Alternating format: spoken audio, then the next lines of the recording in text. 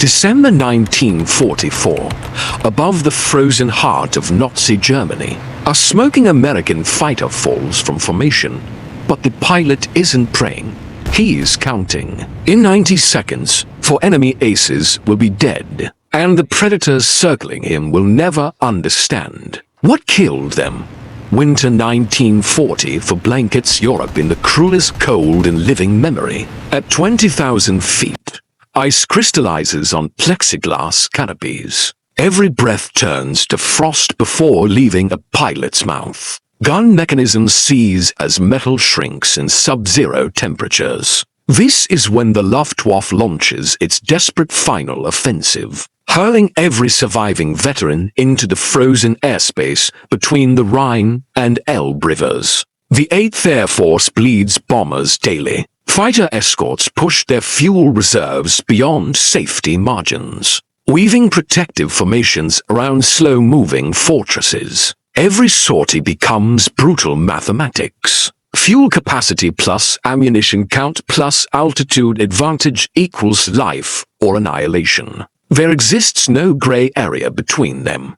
The 357th Fighter Group flies from Leiston, a waterlogged airstrip on Suffolk's coast. Mustangs rest in sandbagged revetments, their aluminum bodies glazed with ice every sunrise.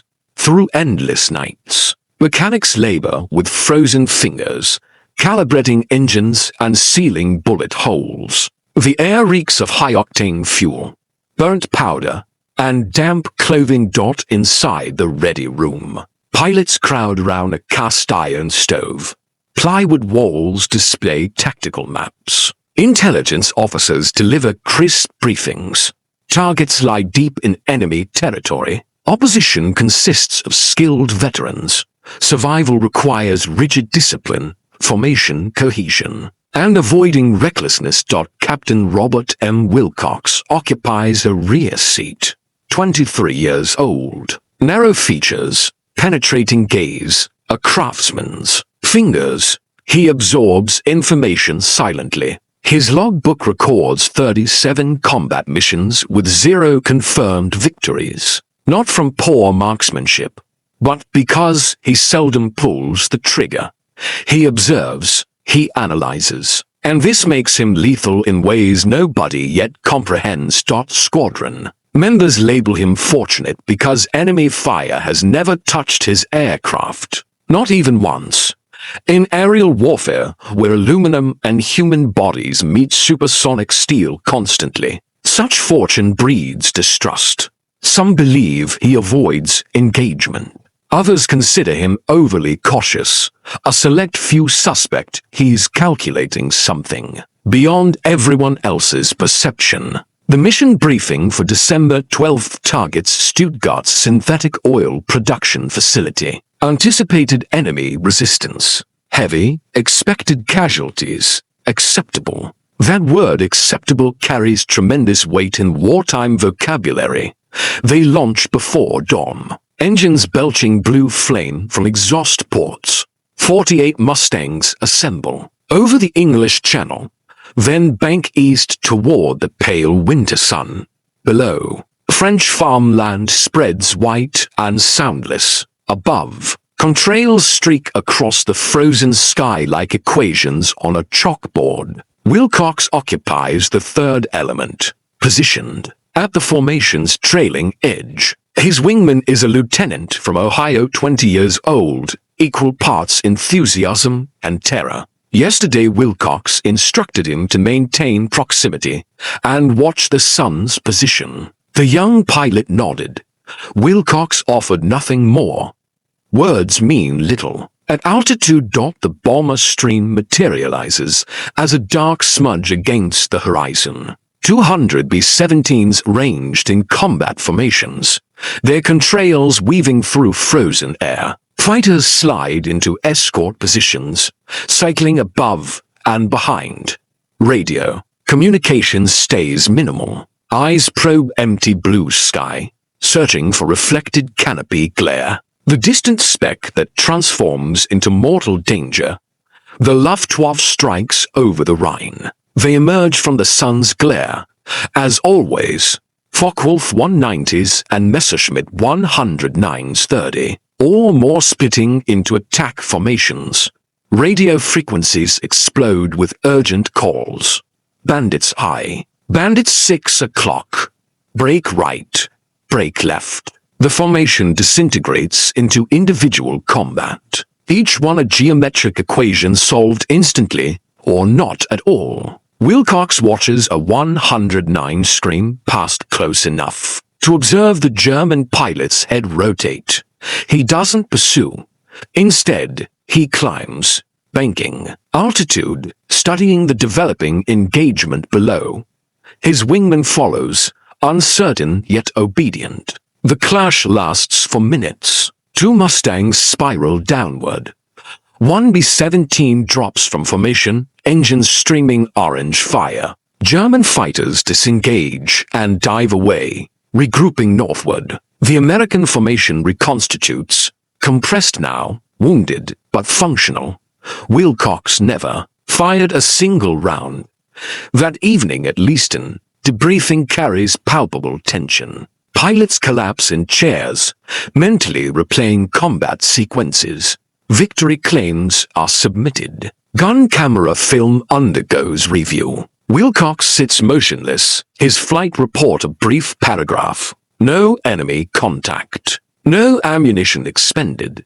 His squadron commander glances toward him, but remains silent. In the barracks, someone whispers that lucky Wilcox seems too fortunate for anyone's benefit. He doesn't react.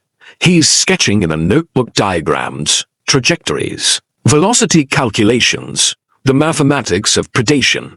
If you want more stories like this, like and subscribe so these lives aren't forgotten. Robert Wilcox grew up in Decatur, Illinois. His father operated a machine shop.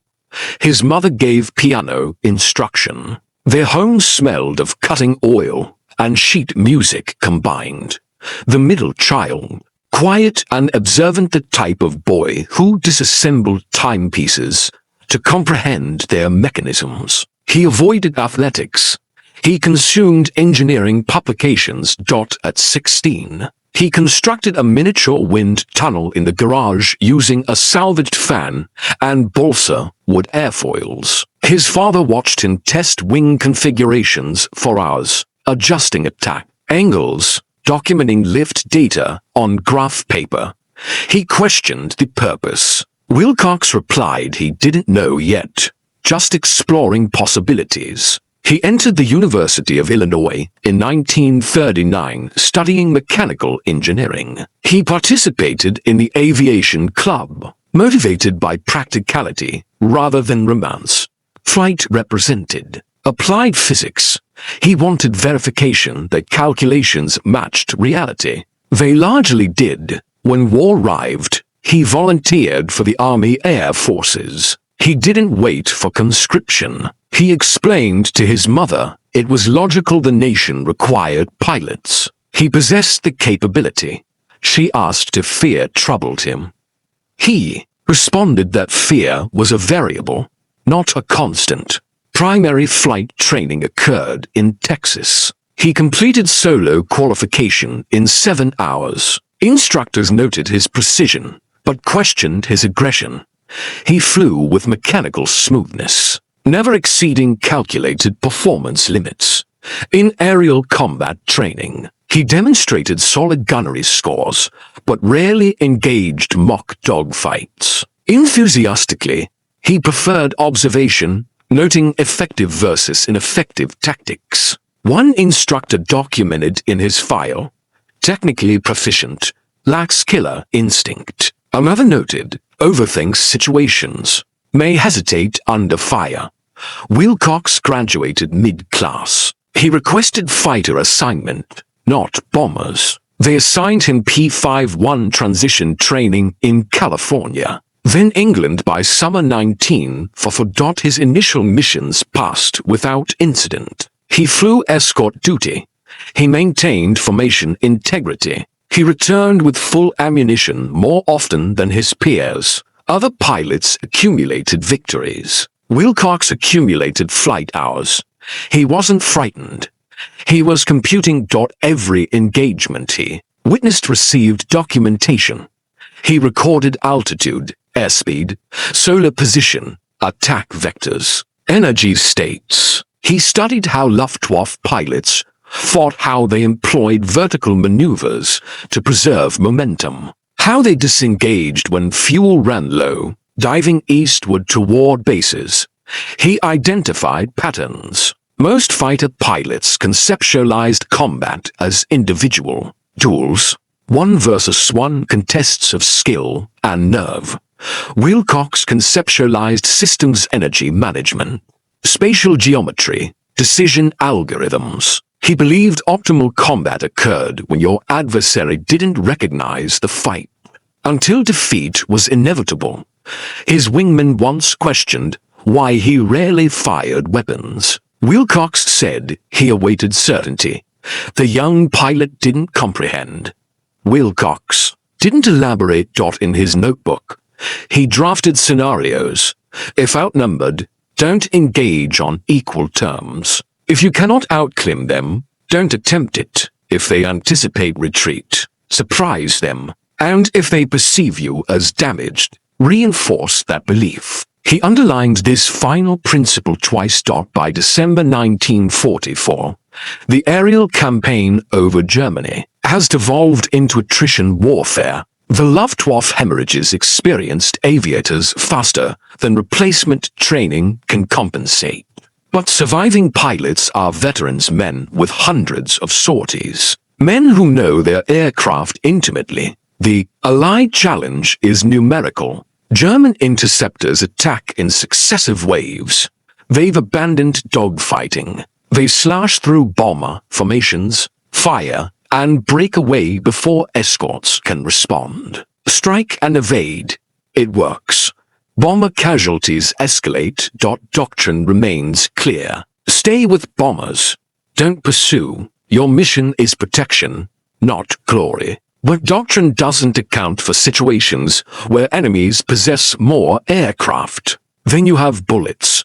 The 357th Fighter Group loses 3 pilots in 7 days. 2 more return with damage so catastrophic their aircraft are stripped for parts. Morale contracts. The mathematics is brutal. If this rate continues, none will complete their tours. Squadron commanders advocate more aggressive tactics. Intercept earlier.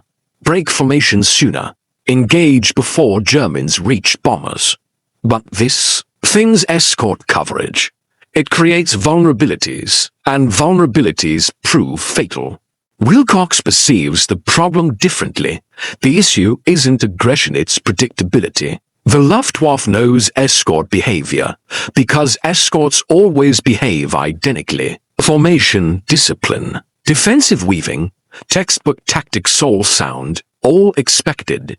He begins testing alternatives. On a Frankfurt mission, he separates from formation during an attack, not dramatically, just sufficiently.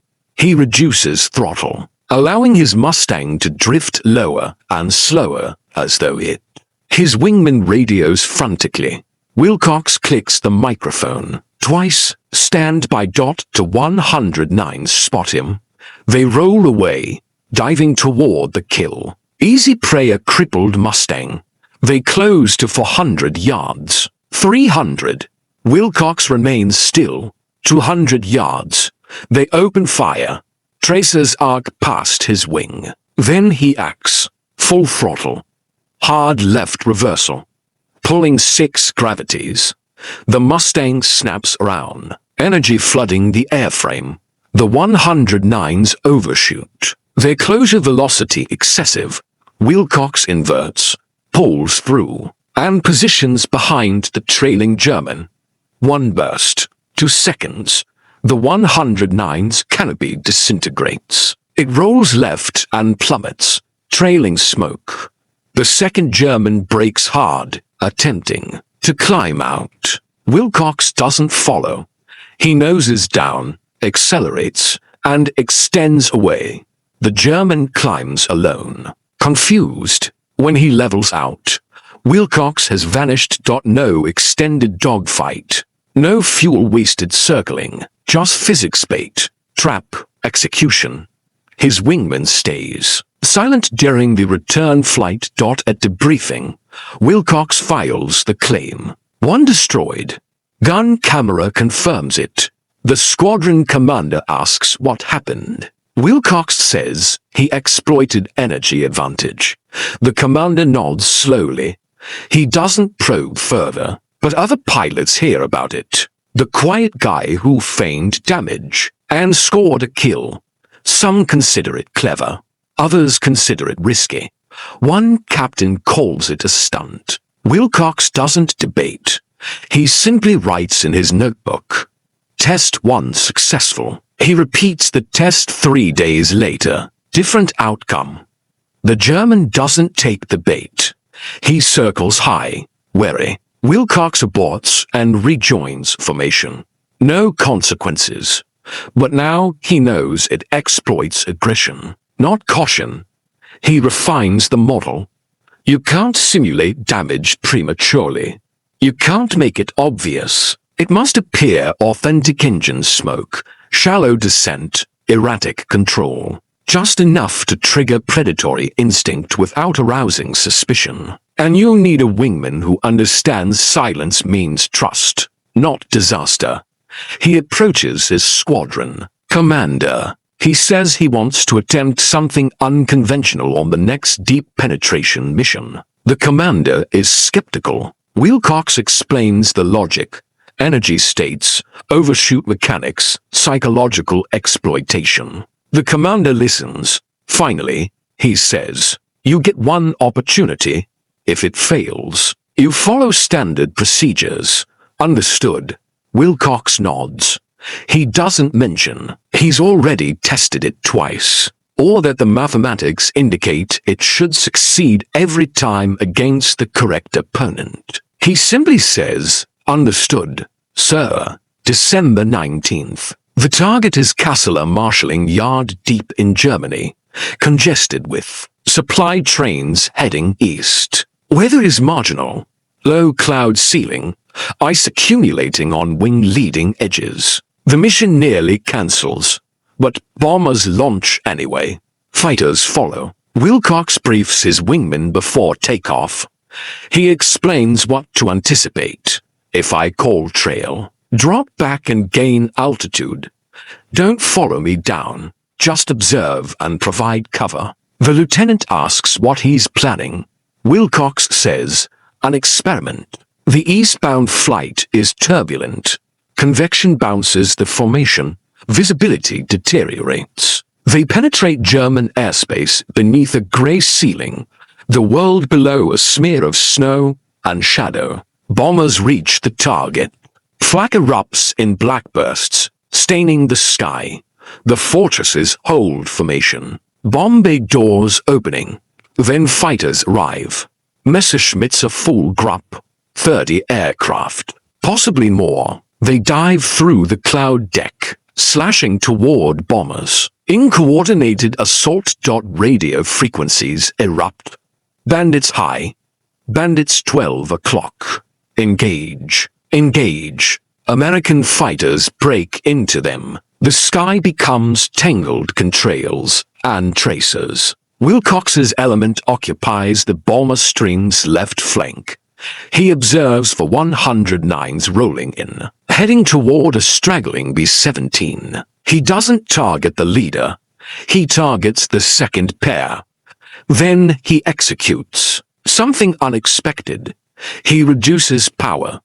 The Mustang decelerates. He drops the nose slightly, skidding left, uncoordinated. He activates the smoke generator he jury-rigged from an oil feed line the previous night. White vapor strings from his cowling.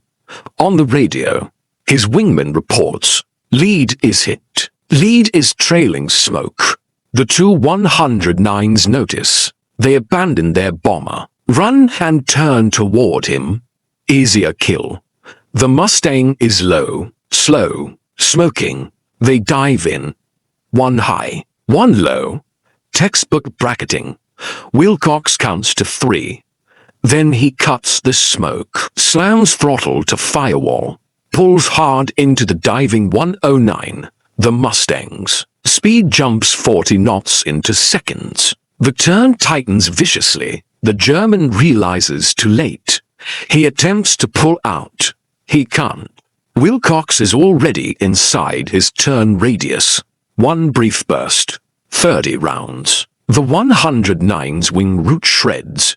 The aircraft inverts and spins into clouds. The second German overshoots. His velocity excessive. He attempts a zoom climb. Wilcox rolls, pulls vertical, and intercepts him at the apex. Another burst. Canopy and cockpit disintegrate. The 109 tumbles backward, shedding wings. Elapsed time, 40 seconds. Wilcox's wingman is shouting. He got both. But Wilcox isn't finished. He spots another flight of 109s circling east, regrouping. They haven't detected him yet. He climbs into the sun's glare, throttle maximum, altitude building. His wingman follows, silent now, understanding the rhythm. Wilcox executes the deception again. But this iteration includes a variant. He doesn't merely simulate damage. He simulates panic. He breaks away from his wingman, diving erratically as though he's lost situational awareness. The Germans observe it. A separated, disoriented American. 3 peel off. They close rapidly. Wilcox allows them. He's measuring their velocity, their angle, their commitment. When they reach for 100 yards, he pulls into a climbing spiral, engines screaming. The lead German follows, the other to attempt to cut him off. Wilcox rolls out at the summit, inverts, and dives straight back through them, head on. It's madness. It's also geometry. He fires. The lead 109 explodes. He doesn't pull up. He continues, diving, threading between the other two. They scatter, startled, instinct overriding training. One breaks left, the other right. Wilcox chops throttle, extends flaps, and whips the Mustang through a turn so violent his vision grays. He establishes lead on the left-hand German and fires. The 109 rolls over, hemorrhaging fuel. The final German flees. Wilcox doesn't pursue. He retracts flaps, checks fuel state, and climbs back to altitude. His wingman rejoins, breathing heavily over the radio. For destroyed. 2 minutes, perhaps less. The bomber stream withdraws. Remaining German fighters scatter, low on fuel, heading home. Wilcox slots back into escort formation as though nothing occurred. Nobody on the radio comments. At debriefing, gun camera footage plays in silence. The intelligence officer counts kills, confirms them, for destroyed. The squadron commander watches expressionlessly. When it concludes, he asks, "Will anyone else attempt this?" No one responds. He looks at Wilcox. "Write it up. Procedures, setup, execution. I want it typed on my desk tomorrow."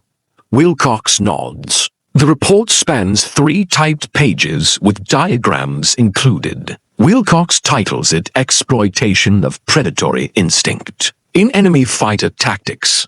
He articulates the concept methodically. The Luftwaffe's experienced pilots are aggressive, but not reckless. They attack damaged or isolated aircraft because it's efficient, low risk, high reward. But this aggression creates predictable response patterns. If you can convincingly simulate damage, you invert the engagement. The predator becomes prey.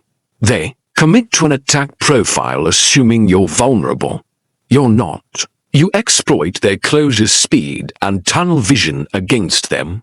The critical variables: altitude, speed differential, timing. You must bait them at the correct energy state. Too high, and they won't commit. Too low, and you cannot recover.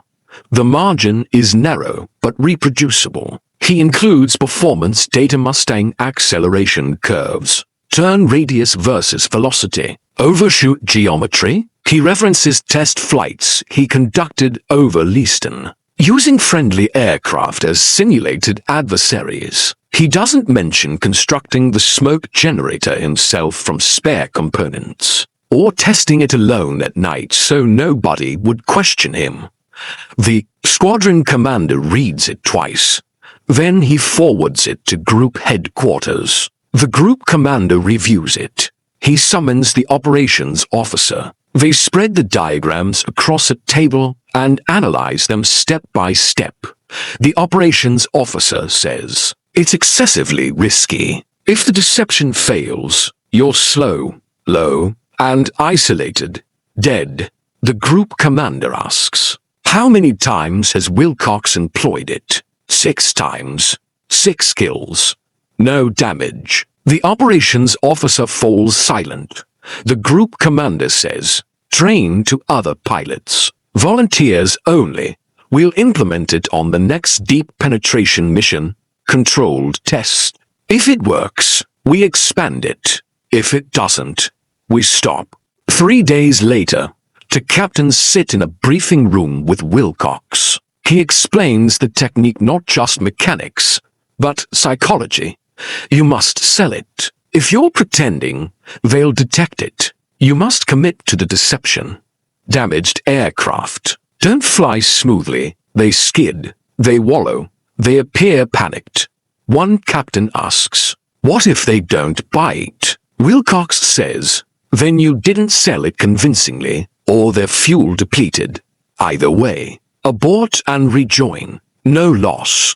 The other captain asks, "What if they're more intelligent than you anticipate?" Wilcox says, "Then you're in a fair fight and you employ standard tactics. But typically they're not thinking, they're reacting. Reaction is predictable. They practice over the North Sea. Mock engagements. One Mustang plays bait, others play aggressors. It requires for runs before the first captain achieves proper timing. The second captain is smoother. By the 6th run, both execute cleanly. On December 23rd, they fly the mission. Target, an airfield near Munich. Expected enemy resistance severe. The Luftwaffe is defending remaining bases with everything available. The intelligence officer says, "Don't expect them to disengage. They'll fight over home territory." The strike package crosses the Alps. Mountains below are white and jagged. Bombers labor through thin atmosphere, engines straining. Fighters weave above, scanning the sky. The Germans scramble in force. 30 fighters, maybe 40. They strike the formation head-down, a massed attack designed to shatter escorts and disperse bombers. Wilcox's flight occupies the southern flank. He observes a group of Focke-Wulfs climbing toward them. He radios the 2 trained captains. Execute. All 3 Mustangs break formation. They dive, trailing smoke, erratic and wounded-looking. The Focke-Wulfs notice. Easy kills. They roll in dot. It's a massacre. The 3 Mustangs reverse in sequence, energy exploding back into their airframes. The Germans, committed and fast, overshoot into firing solutions they never anticipated. Wilcox gets 2. The first captain gets 1. The second captain gets 2. Elapsed time, 90 seconds. Remaining Germans disengage, confused, scattering in all directions. The bomber formation holds. Not a single B-17 is lost to fighters that day. At debriefing, the group commander listens to reports. He reviews gun camera footage. When it finishes, he says, "We're teaching this to the entire group starting tomorrow. Within 1 week, every pilot in the 357th has been briefed on the technique. Some attempt it, some don't. But those who do begin logging victories at rates the group hasn't witnessed since summer. The tactic spreads. Other groups hear about it. Flight leaders visit Leaston, attend briefings, take notes. By January, it's being employed across the 8th Air Force. The Luftwaffe notices. Their intelligence officers debrief surviving pilots who describe Americans simulating damage, then striking. Warnings circulate. Do not engage apparently wounded aircraft without verification. Confirm damage before committing. But in combat, caution is slow, and slow is fatal. The tactic continues working. Wilcox flies 16 more missions. He logs 9 additional kills using technique variations. He never loses a wingman. He never sustains serious damage. Other pilots call him the professor now. He doesn't object. In his notebook, he writes, "Predators hesitate when prey stops behaving like prey. Hesitation is a form of death. The measurable impact is undeniable." In December 1944, the 357 fighter group's kill-to-loss ratio jumps from 3-1 to 7-1. Bomber losses on missions with trained deception escorts decrease by 40%. The data is compiled, analyzed, and forwarded to 8th Air Force headquarters. In January, a training memorandum distributes across all fighter groups. It's titled Tactical Deception in Air-to-Air Engagement. It doesn't mention Wilcox by name, but every pilot who reads it knows the source. The technique is refined. Pilots develop variations. Some exploit terrain, diving toward cloud decks and pulling up at the final moment. Others use formations 1. Aircraft baiting while others position high. The principle remains. Exploit aggression through deception.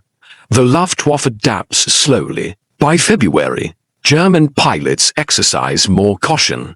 But caution costs them initiative. And in 1945, the Luftwaffe has no time remaining for caution. Wilcox's final tally is 13 confirmed kills, all except 1 using the tactic he developed. He never names it. Other pilots call it playing possum or the wounded duck. In official, after-action reports, it's listed as energy deception maneuver. He completes his combat tour in March 1945. He's offered promotion and a training command position. He declines.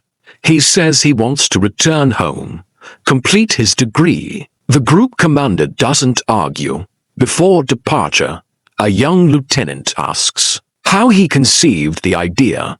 Wilcox says he didn't invent anything. He simply observed what succeeded and what failed, then tested a hypothesis. The lieutenant asks if he was ever frightened it wouldn't work. Wilcox says every time. But fear doesn't alter the mathematics. Either the physics is sound or it isn't. After the war, analysts at the Air Force Tactical Center study the 357's records. They note the anomaly, a single pilot's contribution that ripples across an entire theater. They classify the reports, file them, and move forward. There are thousands of such stories. Most are forgotten. But pilots who flew with Wilcox don't forget. At reunions decades later, they recount the story of the man who transformed predators into prey. They discuss the 2 minutes over Castle when the sky fell and the mathematics held. One veteran interviewed in 1980 says, "He didn't resemble a killer. He resembled an accountant. But he understood something the rest of us didn't. Combat is just physics with consequences." Robert Wilcox returned to Illinois in spring 1945. He completed his engineering degree. He married a woman he met in a university library. He worked for Caterpillar designing hydraulic systems. He had 3 children. He rarely discussed the war. In the 1970s, a researcher contacted him while writing a history of the 357 Fighter Group. Wilcox agreed to an interview. He answered questions carefully, precisely, with the same methodical clarity he brought to combat. The researcher asked if he considered himself a hero. Wilcox said no. He said he was a pilot who paid attention. The researcher asked what he learned from the war. Wilcox paused. Then he said the most dangerous enemy is predictability, yours or theirs. And survival isn't about being fearless. It's about being rational when rationality is difficult. The interview was published in a small aviation journal. 14 people read it. Wilcox died in 1991 at age 70. His obituary mentioned his work at Caterpillar and his World War II service. It didn't mention the kills. It didn't mention the tactic that changed how an Air Force fought. His logbook and notebooks were donated to the Air Force Museum. They rest in a climate-controlled archive in Ohio. Researchers occasionally request them. The diagrams remain clear. The handwriting remains neat. The logic remains sound. In modern air combat training, the concept of energy deception is taught as a foundational tactic. Instructors don't always know its origin. They just know it works. Because a quiet engineer from Illinois proved that wars are not won by the loudest or the boldest. They're won by those who identify the pattern, test the hypothesis, and act when the mathematics is certain. He didn't change the war with speeches or grand gestures. He changed it with a notebook, a stopwatch, and the willingness to appear weak when strength was the only currency that mattered. His squadron thought he was finished. The enemy thought he was prey. Both were wrong. And in 2 minutes over Germany, 13 pilots learned the hardest lesson of aerial warfare, that the most dangerous opponent is the one who makes you believe you've already won.